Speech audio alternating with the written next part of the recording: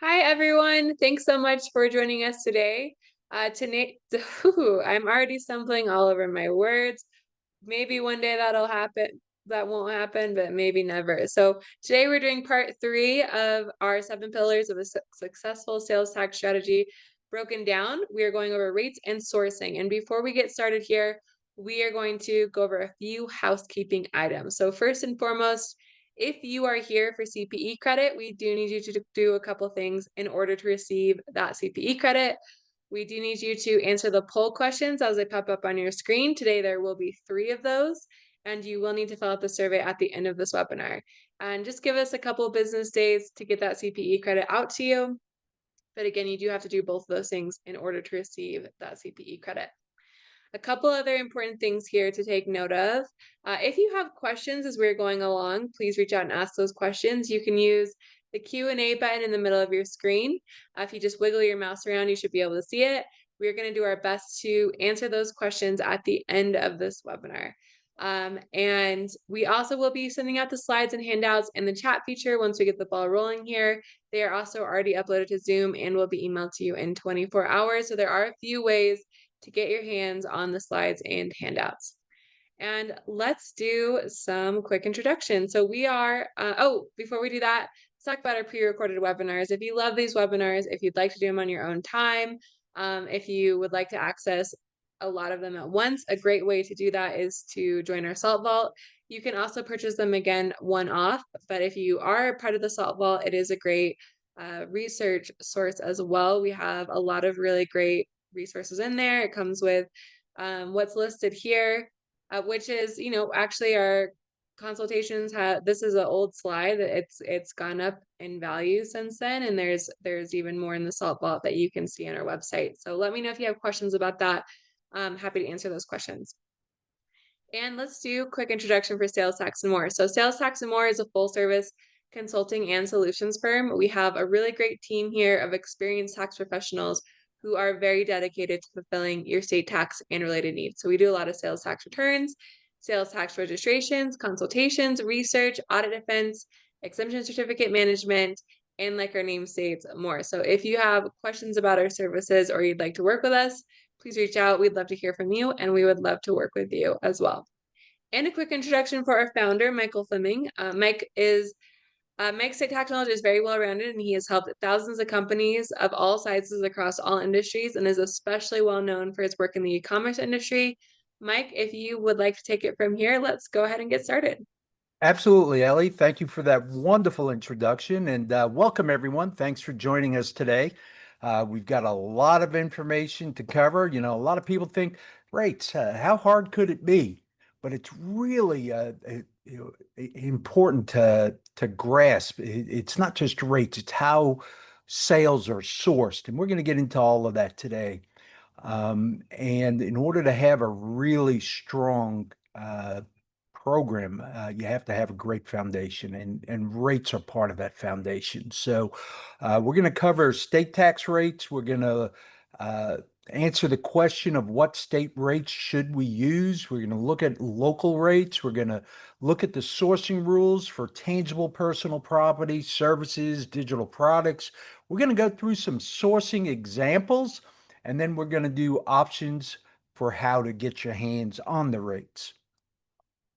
All right, so the biggest question we see when it comes to rates is, what rate should I use?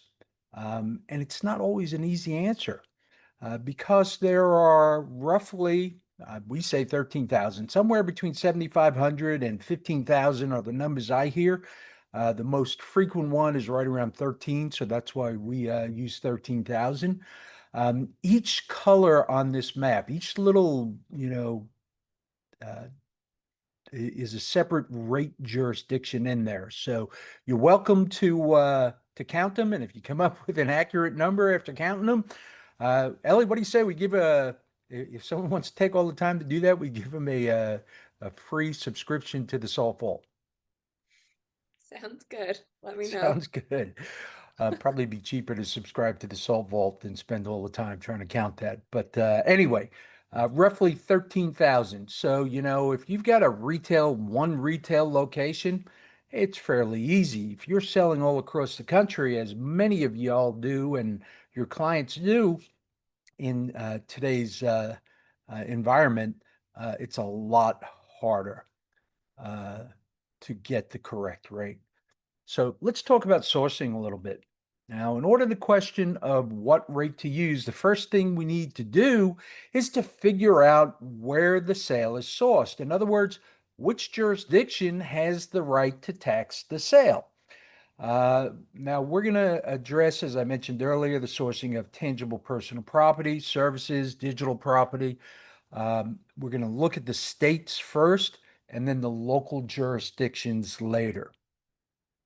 Now, a term you may have heard, or if you're talking to some of the software companies out there, this comes up a lot. It's origin versus destination sourcing. So, origin sourcing uses the address of the seller's business generally, but it only impacts local taxes. We'll get to that in a second. Destination sourcing uses the address of the customer. So this is origin sourcing is only for intrastate sales. In other words, if a sale never crosses the state line, the state may use origin sourcing, and that's only to determine which local rate to use. A state can use for its local rates if it's an intrastate sale, going from one point inside a state to the other. It could use destination-based sourcing. It could use origin-based, so either the address of the customer or the address of the seller. Then there's modified origin also, which there's a couple of different rules there. But anyway, the point I want to make here is that once a sale crosses a state line, um, origin sourcing is out the window. A lot of people tell me, well, Mike, I'm in an origin-based state. I don't have to worry about sales tax rates anywhere. And it just doesn't work that way. Origin-based sourcing only impacts uh, where the local rates, which local rate you're going to charge and collect. So it's for intrastate sales, a start and a finish inside one state. Once you're crossing the state line, when we're talking about TPP, at least tangible personal property, we're going to use destination-based sourcing, which is uses the address of the customer generally, if that's where it's being shipped. If it's being shipped to a third location, then that's going to be something different. We're still going to use destination, but it may not be the address of the customer, but it is the address where the customer has asked you to ship it. So wherever it's being shipped, that's what destination sourcing is all about. And like I said, there's just way too much of a focus by some of the software companies out there on this origin versus destination, and they confuse people. We've got people saying, like I said, well, I don't have to worry about collecting this because I'm in an origin state. Doesn't work that way. If you're selling across state lines, you're generally going to use destination sourcing, at least when it comes to tangible personal property. So, sourcing of tangible personal property. The states are generally going to base their sourcing rules for TPP on where the purchaser or their representative take possession. Now, common carriers such as FedEx, UPS, companies like that, and the U.S. Post Office, people who hold themselves out to the general public as being in this type of business are not considered representatives. So, Incoterms, when it comes to the United States, when we're sourcing sales, they're generally going to be ignored. They're real big on, international sales, but here in the U.S., when we're have domestic sales, they are generally going to be ignored. Um, and in most instances, as we've said, the ship to or delivery address is where the TPP should be sourced. So if it's being shipped to the ultimate, purchaser or one of their representatives, that's where they're going to be taking the possession, and that's where the sales should be sourced. Now, what are some exceptions? Well, if a purchaser or their representative picks up using their own trucks, all right, or uses a private slash contract carrier, and this is not 100% universal, but it's usually true, the sales generally source to the pickup location because that's where they take possession. Common carriers, as we said on the previous slide, generally not considered representatives, and the ship to address is still used. And it doesn't matter who orders for the pickup or who pays for the pickup. You're still using a common carrier. It's going to be sourced to the destination or to where the purchaser or the representative picks it up. So a lot of times we get a lot of questions. Well, my customer's paying for the pickup, or my customer's ordering, FedEx. Doesn't matter. If it's a common carrier, then it's going to be sourced to the destination. Now, a lot of people say, "Well, Mike, what is a common carrier?" Well, basically, real simple, is someone who holds out to the general public as being a carrier, someone who delivers items, and they'll do it for anybody, you know. So here's a more of a legal definition of it. Common carrier is a person or a commercial enterprise that transports passengers or goods for a fee and establishes that their service is open to the general public. Typical examples of common carriers include a ship owner, a railroad, an airline, taxi service, um, etc. So that's in direct contrast to a private carrier who's a person or a commercial enterprise that only agrees in particular circumstances to transport passengers or goods. Private carriers differ from common carriers because they don't establish that their service is open to the general public. That's the key there. In other words, private carriers enter into a contract with each customer without the assumption that a similar contract will be available to the next customer. So private or contract carriers are often considered the representative of the company, where a common carrier, someone who holds himself out to the general public, is not a representative of the company. So depending on what type of carrier is being used, can impact where that sale is being sourced. Is it at your loading dock because, they're using their own trucks to pick up? Or have they ordered, a common carrier like FedEx to come by and pick it up? And then it's going to be based on where it's being delivered. All right, Ellie, why don't we go to the first polling question? Absolutely. We just want to get a feel for who was able to attend the last webinar in this series. So if you were able to join us, let us know. If not, that's okay too. You do have to answer this poll question either way in order to receive CPE credit. So Mike, I will leave this open for about a minute and we can move forward. I'll close it out in a bit here.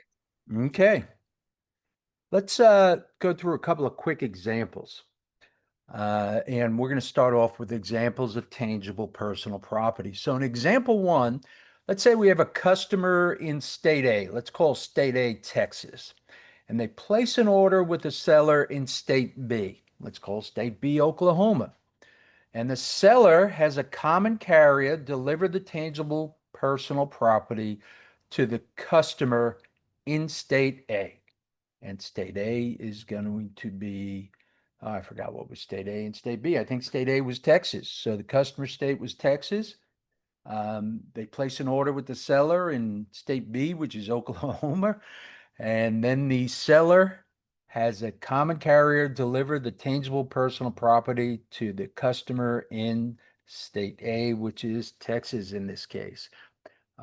With this set of facts, the sale is going to be sourced to state A, which is Texas, which is where the customer is taking possession. It's being delivered by a common carrier to the purchaser directly. All right, so example two. Let's say the customer's in state A, they place an order with the seller in state B. The customer arranges and pays for a common carrier to pick up from the seller in state B and deliver to a different location in state C.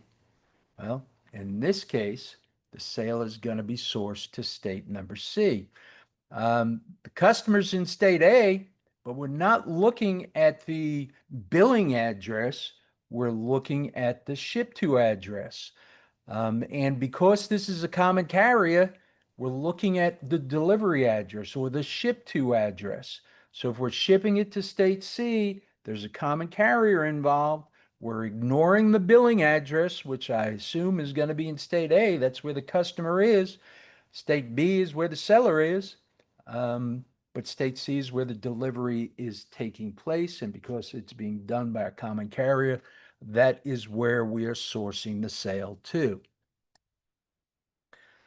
All right, let's look at a couple more examples here. In example number three, the customer in state A places an order with the seller in state B, and the customer sends their own truck to pick up from the seller in state B and then deliver to a different location in state C. In this instance, because it's not a common carrier, because the customer is picking up in their own truck, even though it's being delivered to state C, they picked it up in state B, which is the seller's location. So this sale is going to be sourced to state B because that's where the seller is taking possession. Okay, wherever the seller or one of their representatives is taking possession. So if I'm using my own trucks, then that's where I'm taking possession. So at the loading dock, probably of the seller in state B there. Example four. Customer still in state A, they place an order with the seller in state B. Customer's representative in state D sends a contract carrier to pick up from the seller in state B and deliver to a different location in state C. Lots of moving pieces here. This is one of the reasons why we got to go back to the basics. Where does the purchaser or the representative take possession? So if we figure this out, they don't take possession in state A. That's probably the billing address. They don't take possession in state D, which is where the customer's representative is. Um, and they don't take possession in state C. They actually take possession in state B because it's a contract carrier. Okay, even though they're not picking up in the customer's own trucks, it's a contract carrier. It's not a common carrier. So in most instances, that's going to be considered the representative and therefore at the seller's location in state B. All right, so what about services? For sales and use tax purposes, in general, and whenever you say in general, there's always going to be the odd exception. Um, Services are generally sourced to one of the following: where the service is performed, where the benefit is received, or the customer's principal place of business. And not always easy to determine where all of this is. So the sourcing of services can actually be specific to a service. And sometimes a state can have different rules depending on what service we're talking about. And as I said, sometimes it's fairly easy to figure it out, sometimes not so much. When we get into some examples, I think you'll see here. So, state of Connecticut, um, with some service, it's easy to identify where the service is performed and where the benefit is received, very often the same place. For example, if you're doing landscaping, pool cleaning, pet grooming, health and athletic club, janitorial services, babysitting, hair weaving, dating services. I mean, generally, the benefit is being received where the service is performed with all of these types of services. And in the state of Connecticut, pretty much all of those services are taxable. Now, employment services. This is a great example of how tough things can be. Let's say the hiring company is outside of Connecticut. Let's say the hiring company is state number A. The employment agency is outside of Connecticut in state B. The candidates are all outside of Connecticut. We don't have any candidates um, that are located in Connecticut. They're in states A, B, C, and D. The jobs to be filled are all in Connecticut. So in this instance, Connecticut takes the position that the service is sourced to Connecticut because that's where the benefit of the service is received. So even though everything's happening outside of the state, the benefits received in Connecticut, therefore, in this example, the service is going to be sourced to Connecticut. Now, Texas service sourcing, a little couple more here. Uh, Information services and credit processing services. If the work is performed in Texas and the customer is in Texas, sale is sourced to Texas. However, if the service is used to support a separate and identifiable segment of the business, that's where you're going to source the sale. If the service cannot be assigned to an identifiable segment, then the service is presumed to be used to support the general administration at the customer's principal place of business. So, depending on what type of service it is, that can change because Texas sourcing rules are not all like this. This is for information services and credit processing. And we see that it can be done three different ways for the same service, depending on your specific set of facts. All right, so this was a case that I was involved in, and we were hired to do some research. Got pretty convoluted here. Company New York hired a detective agency in New Jersey, and detective and protective services are usually taxable both in New York and New Jersey. The detective agency had an employee in Texas. The employee in Texas did all of the work. Now, even though the employee was in Texas, they traveled to Minnesota, and most of the work was done in Minnesota where the subject lived. Okay, so the subject of this detective work was in Minnesota. It was actually, they were trying to see if he was, trying to defraud the insurance company. So um, a report was created in Texas. Okay, so most of the work was done in Minnesota, but the actual report was created in Texas. The report was then delivered to the New York company. So the detective agency was in New Jersey, the company was in New York. The person who did the work lived in Texas. The work was actually done, most of it in Minnesota, some of it was done in Texas. The sale is going to be where the benefit is received, and New York is where the benefit is received. That's the company that got the results of this report, and that's where the service was taxable. So you got a lot of moving pieces here, and some pretty smart people were involved in all of this work, but they were all scratching their head as to, hey, where should we source this sale? And a lot of us sometimes don't give rates a second thought. Um, but very, very important to get taxability right. Maybe it's going to be sourced in a state where what you're doing is not taxable. Maybe it's sourced to a state where what you're doing actually is going to be taxable. So knowing where a sale is sourced is going to be paramount to having a good, solid tax program out there. Now, the sourcing of digital property, um, how do you tell on this? Well, uh, there's generally a hierarchy. In other words, a list of knowledge that's known at the time of sale. Not all states use the same exact hierarchy, but they're going to be very similar. So I've got an example of what North Carolina uses. We're going to go through that. Um, Really important here. A lot of people say, well, this is on the list, so I'm just going to do this. because this is easiest. You can't do that. You actually have to follow the rules. You start at the top. And if you knew that, then you use that. You cannot manipulate it to provide the results you want. That constitutes bad faith, and the states frown on doing things in bad faith. They have words for it. Some of those words are four-letter F words, like fraud. Um, so you cannot manipulate the hierarchy.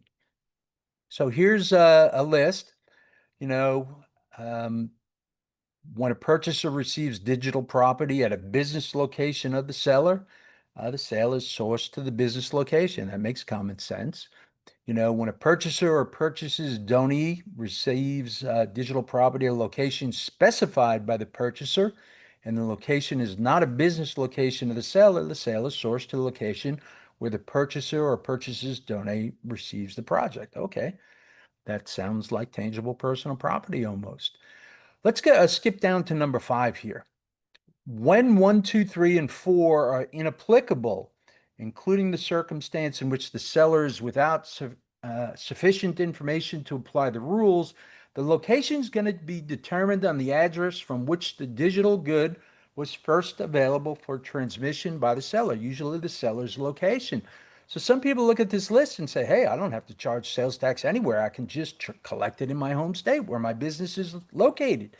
That's not what this says, and that's going to get you in a lot of trouble because you can't manipulate this. You got to go through this whole list.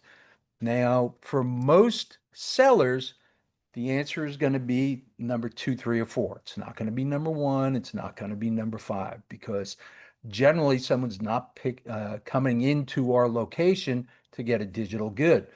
So if the seller tells you where it's going to be downloaded, or if your technology can determine where it is downloaded, then that's where the sale is going to be sourced.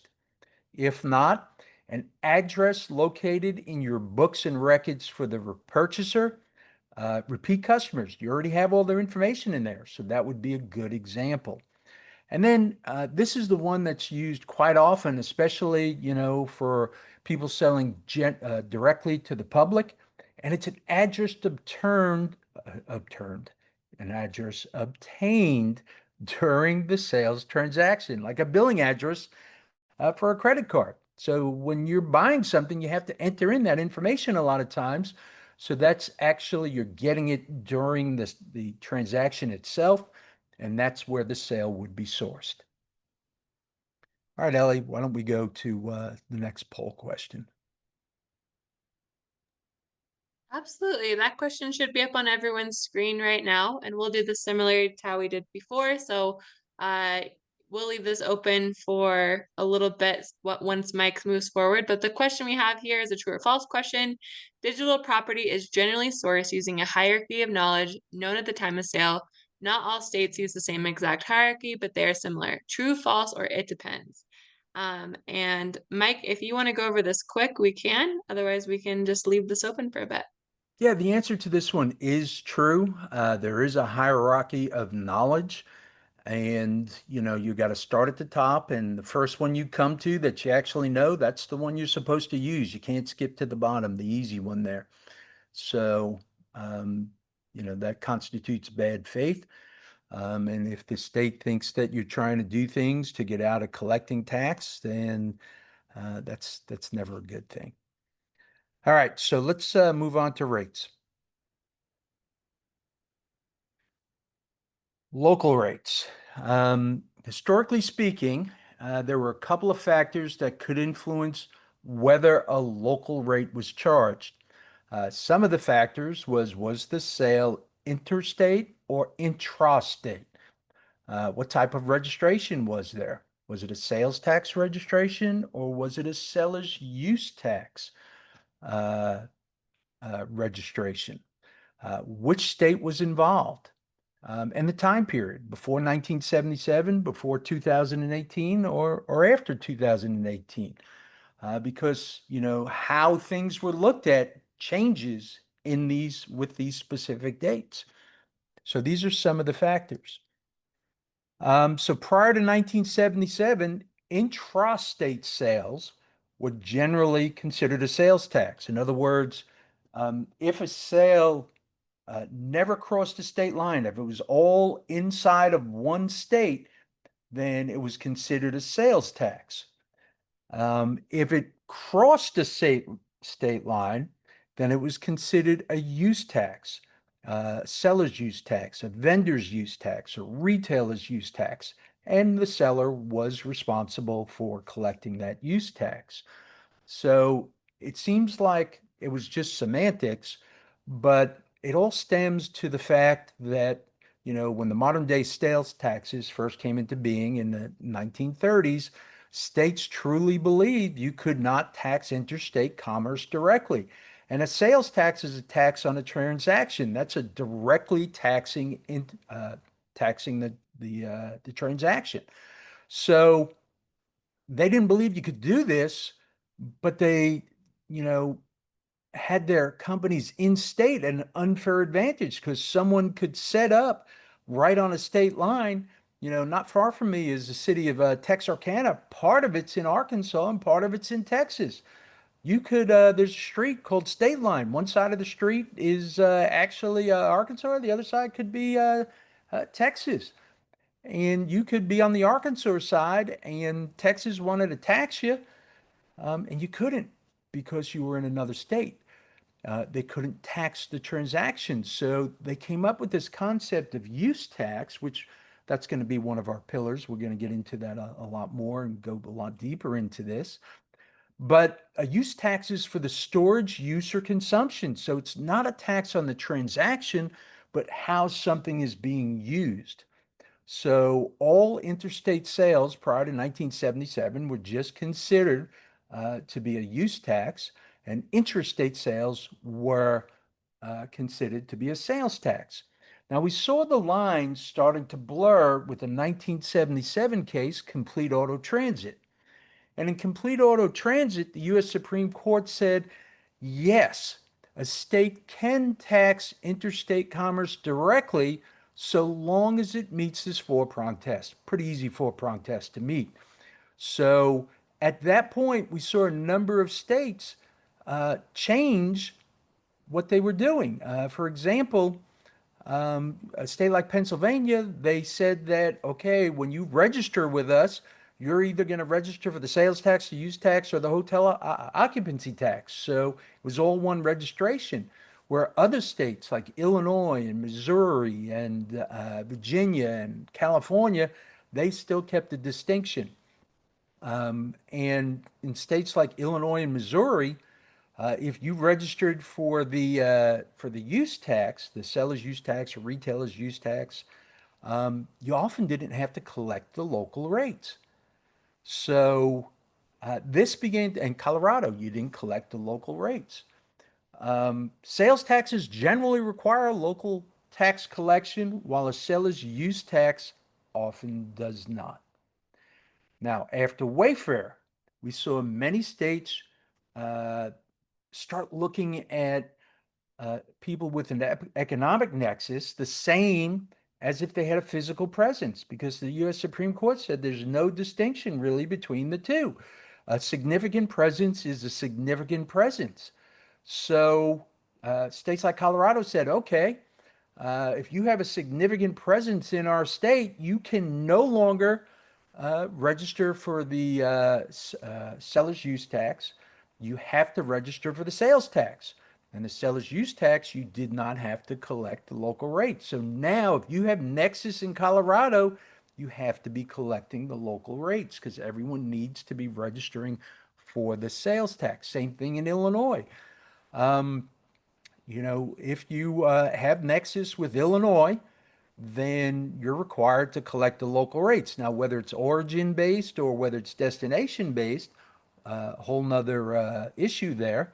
I think they do have a problem with the constitutionality of the way that they're implementing that. I think that it violates one of the prongs of the four-prong test, which is uh, discrimination. I think they discriminate against interstate commerce because if you have a warehouse inside of Illinois and that's where you're delivering from, then you use origin-based shipping. And if you don't, if you're purely a remote seller selling into the state, you got to use destination, and there's almost 4,000 different jurisdictions you got to worry about. It is a nightmare to figure out all of those rates, especially if you're trying to do this manually.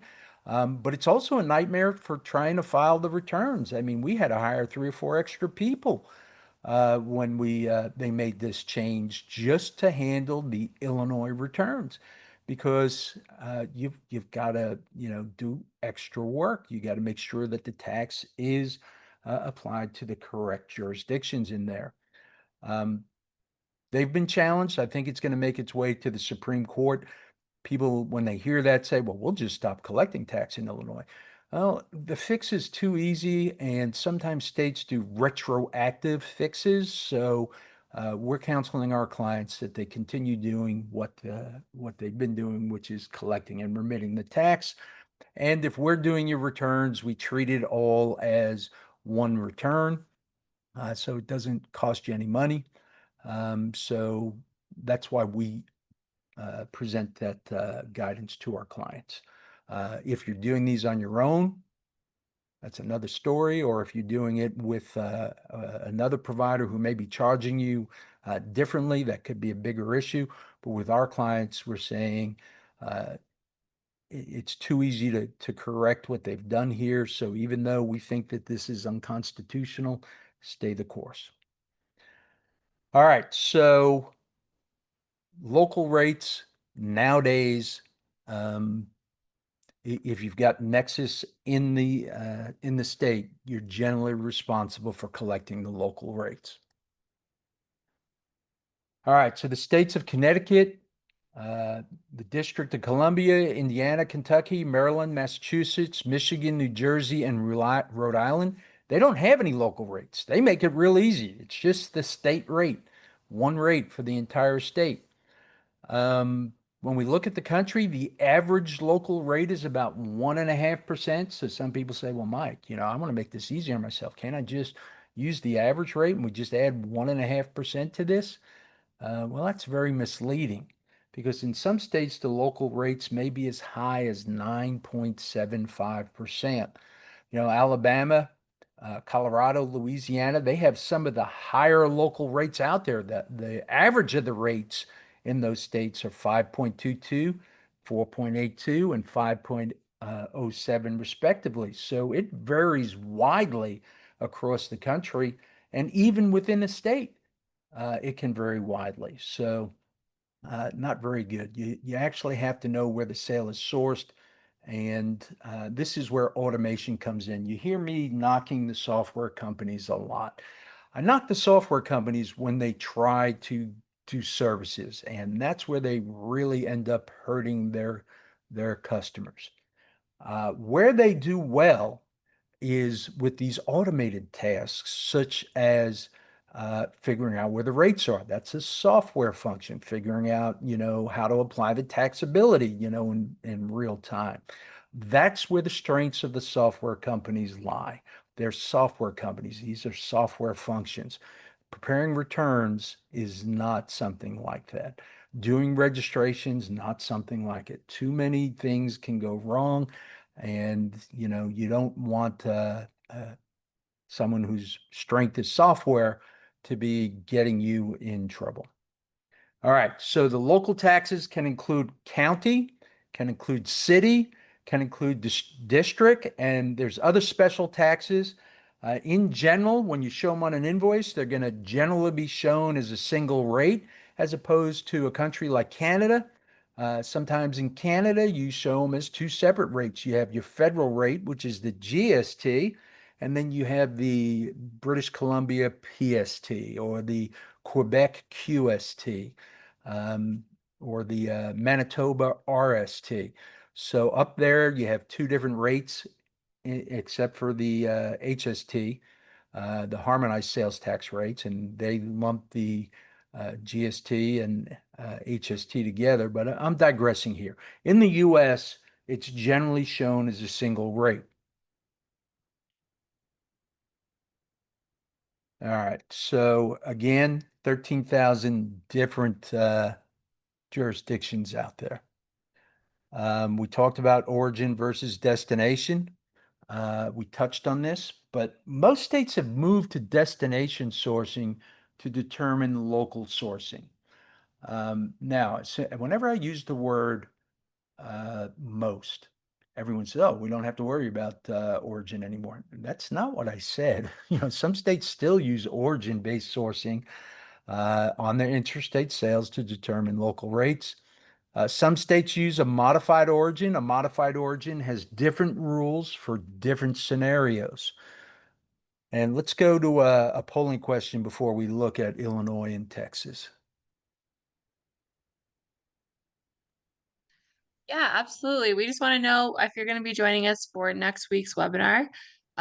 We hope you do. We hope to see you there. It's okay to come to as many as you can. You don't have to attend all of them for them to make sense. But Mike, I can leave this open while you move forward. Okay. So in Illinois, let's use scenario one. So the company has a physical presence from which deliveries are being made in the state. If this is the case, the seller needs to sign up for the retailer's occupation tax, sometimes referred to as the ROT. It's what their sales tax is called. And you got to collect tax based on the ship from location. And this is origin based. So if you have a warehouse there, this is pretty easy. Scenario two, company is a remote seller and ships into the state. You have no other contacts with the state other than you've got an economic nexus with the state, which is either $100,000 or 200 transactions. So in this case, you would need to sign up for the retailer's occupation tax, which is different. You used to sign up for the retailer's use tax. Now you need to sign up for the retailer's occupation tax and collect based on destination. As I said, almost 4,000 jurisdictions out there. We predicting that this was going to face a challenge, and it's got a challenge now. It's working its way through the court system. I think it'll eventually go to the U.S. Supreme Court. I think that Illinois will lose. I think that this is unconstitutional. I think that it's discrimination against interstate commerce. However, the fix is too easy. So I still recommend, and the fix could be retroactive. I still recommend that that you collect and remit those taxes. Scenario three, company has a physical nexus in Illinois, but no inventory. And in this changed in January of this year, but we used to tell our clients, if they weren't using us for a tax return and they wanted to do their sales tax returns and they wanted to cut down on the number of returns they were doing themselves, um, that they go out and create some type of physical nexus. Send a salesperson in there once a year. This way you have a physical nexus, and now they could register for the retailer's use tax, and the retailer's use tax does not require the collection of local taxes. So that changed in January of this year. So that loophole is no longer open. Now everyone in the state of Illinois needs to, if you have Nexus, you need to sign up for the retailer's occupation tax, and it's just a difference of whether you use destination-based sourcing or if you use origin-based sourcing. And the origin-based sourcing, the only time you're going to use that is if you're shipping from within Illinois. And again, I think that's going to be challenged. All right, so let's look at Texas local sourcing. On intrastate sales, that's a sale totally within the state. Texas is generally going to look to the location where the order was first accepted for in-person sales. If it's an in-person sale, wherever that order is accepted, that's where it's sourced. For orders not placed in person, the sale is sourced to the location from which the order will ship.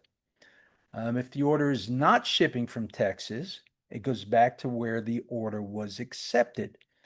If the order was received outside of Texas, then you use destination shipping. So again, you get a little bit of a hierarchy here. This is not as straightforward when people think rates. So how hard could rates be? Well, when we get into the sourcing and figuring out which rate to use, it can actually be pretty tough.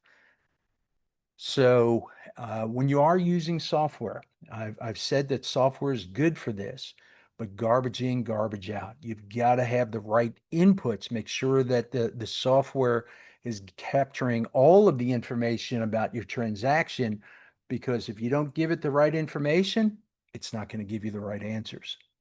So, very, very important and can be very, very granular. All right, so how do we figure out the rates? There's a couple of different ways to do this. Number one, you can call the state or check the state website. If you're a large seller, and we have a number of large sellers out there who do very few transactions. Maybe, each one of your transactions is a couple of $1 million. And you do three or four of them a month or five or six of them a month. Well, calling the state or checking the state's website, not a bad not a bad process. Or even using a free rate lookup. You type in the address, and there's a number of different services out there you can use. Um, so that free rate lookup could be. But what happens if you're doing tens of thousands of transactions? I mean, you can't be calling the state or checking the state website. You can't be using a free rate lookup. You need something that's automated. Now, a lot of people have legacy systems, or they built their own systems that can reference a rate table. Rate tables have their limitations. They're usually zip code based. Some zip codes may have three or four different taxing jurisdictions within them. So most of the zip code based rate tables I see don't have a zip plus four. So it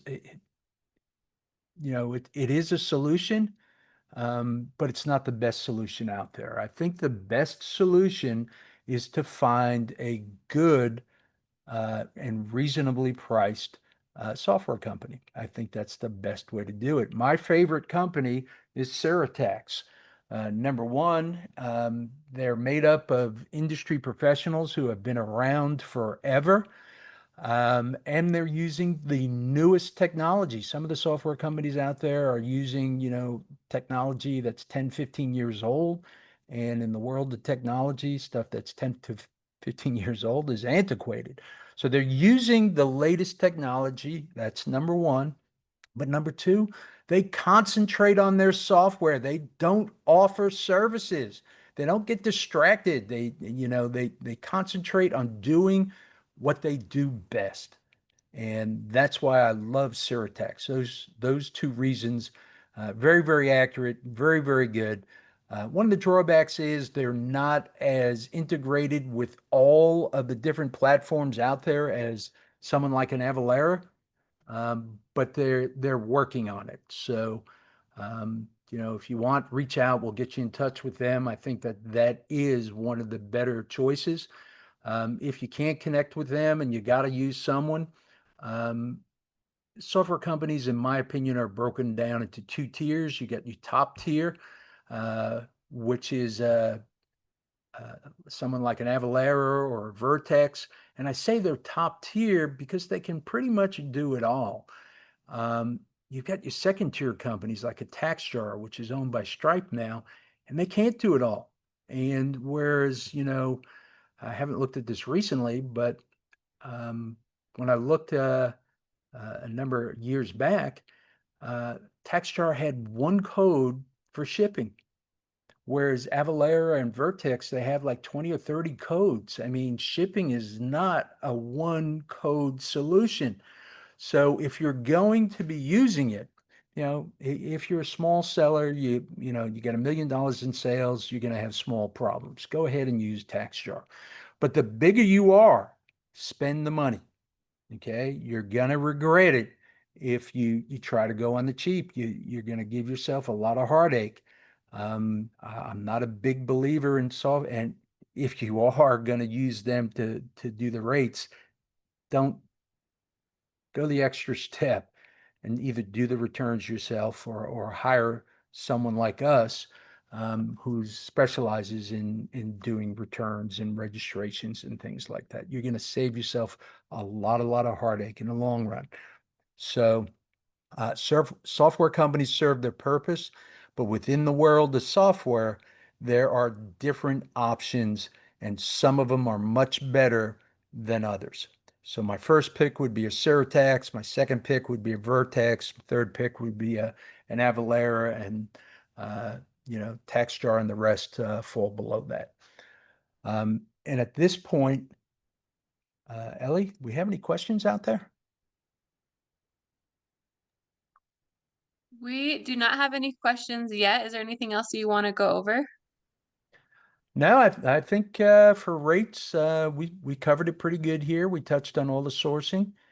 We're going to use this information as we move through the rest of the pillars. Especially when we get to subjects like drop shipping, we're going to refer back to rates and sourcing because in order to understand how to do drop shipping correctly, and a lot of people out there have, problems when we start having 3 or 4 parties to a transaction. Which state, rate do we use? We got to come back to the basics. So this is very, very important, and we're going to build on it as we move forward. Thank you so much, Mike, and thank you everyone for joining us. Please let us know if you have any questions again or about our services or the webinar. Thanks again. Thank you, everyone. Hope to see you on the next webinar. Bye-bye.